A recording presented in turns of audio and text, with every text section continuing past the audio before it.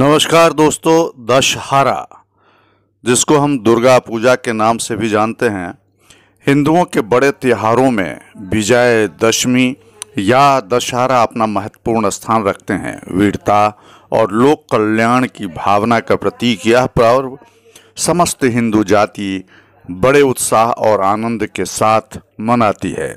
एक पौराणिक कथा के अनुसार महिषासुर नामक राक्षस के अत्याचारों से तंग आकर भूलोक और देवलोक त्राहि त्राहि कर उठा। भयभीत देवता भगवान शंकर की शरण में आए। क्रोधित शंकर ने एक शक्ति को जन्म दिया। देवताओं ने इस शक्ति को अस्त्र शस्त्र प्रदान किए। इस शक्ति ने 9 दिन के युद्ध के बाद महिषासुर का विनाश किया। देवता विजय की खुशी में झूम उठे। तभी से हर वर्ष आश्विन शुक्ल दशमी को महिषासुर का मर्दन करने वाली मां दुर्गा का पूजन करके लाखों हिंदू उनकी जय जयकार करते हैं। दुर्गा की भांति ही भगवान राम का भी इस त्योहार से संबंध जोड़ा जाता है। इसी दिन भगवान राम ने अभिमानी एवं अत्याचारी रावण का विनाश किया था।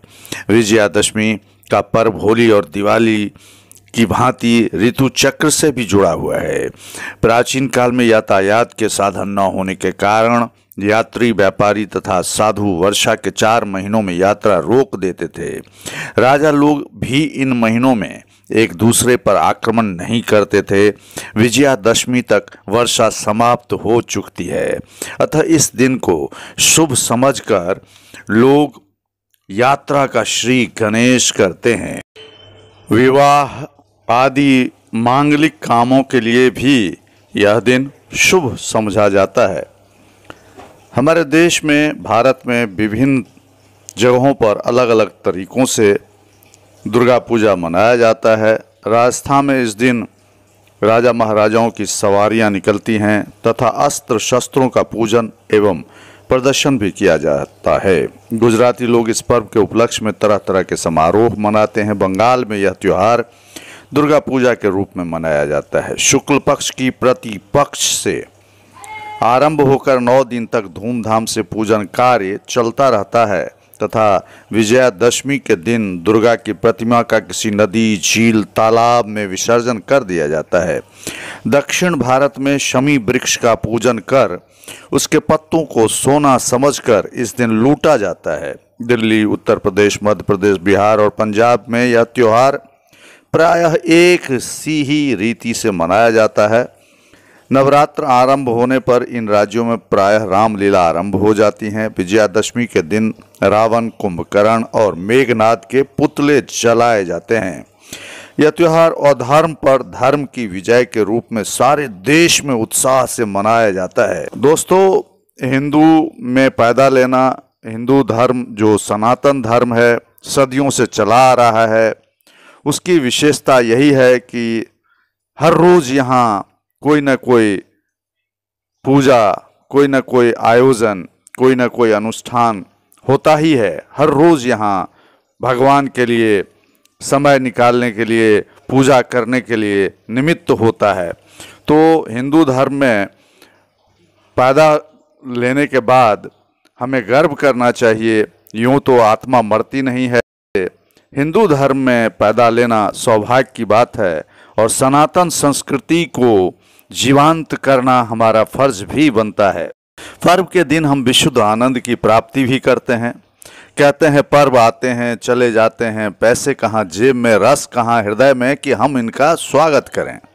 तो पर्व का हमें बढ़िया से दिल से समर्पित होकर स्वागत करना चाहिए। भारत की राजधानी दिल्ली में, वो भी कनॉट प्लेस में, पिपलेश्वरी मंदिर जो मिथिला चौक के नाम से भी प्रसिद्ध है,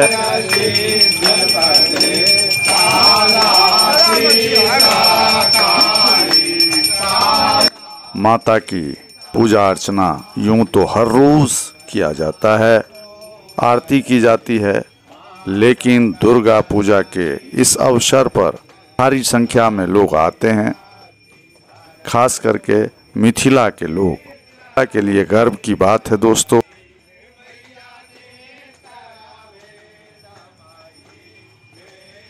यहाँ बड़े बड़े लोग दर्शन के लिए आते हैं।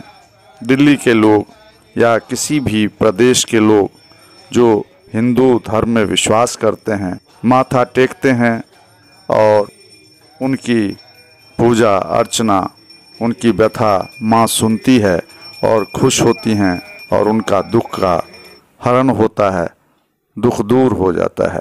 इसमें बहुत सारे गणमान्य पंडित जी जैसे संतोष जी, दीक्षित जी महाराज और जो काफ़ी इसमें सहयोग करते हैं, मिथिला राज्य संघर्ष समिति के अमरेंद्र झा जी जो अपना सर्वस्व ज़्यादा से ज़्यादा वक्त सेवा के भाव से यहाँ गुजारते हैं, लोगों की सेवा में दिन रात लगे रहते हैं।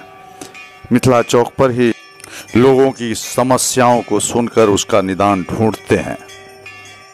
एक बार फिर से माता रानी की जय बोलना चाहूँगा और दुर्गा मैया की जय, पिपलेश्वरी माता की जय, पिपलेश्वरी महारानी की जय, दुर्गा माता की जय, सब भाई बंधुओं की जय, सब सत्संगियों की जय, हिंदू धर्म की जय, सनातन धर्म की जय, मानव प्रेमी की जय, इंसानियत की जय और दिन दुगुनी रात चौगुनी धर्म, खास करके सनातन धर्म का जो उद्देश्य है मानव का मानव से प्रेम और वह प्रेम प्रगाढ़ होता जाए, यही शुभकामनाएं हैं।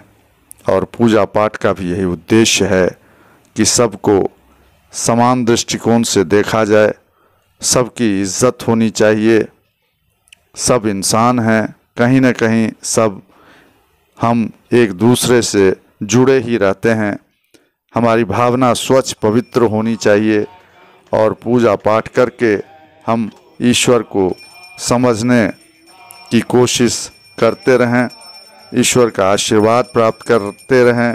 मानव जीवन का यही सबसे बड़ा कर्तव्य है, सबसे बड़ा धर्म है।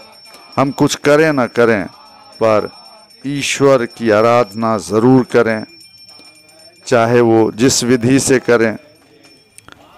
अपने स्वास्थ्य की रक्षा करते हुए ईश्वर का नाम हमें ज़रूर लेना चाहिए। जय हो परमात्मा की। देखने के लिए बहुत बहुत धन्यवाद। नमस्कार।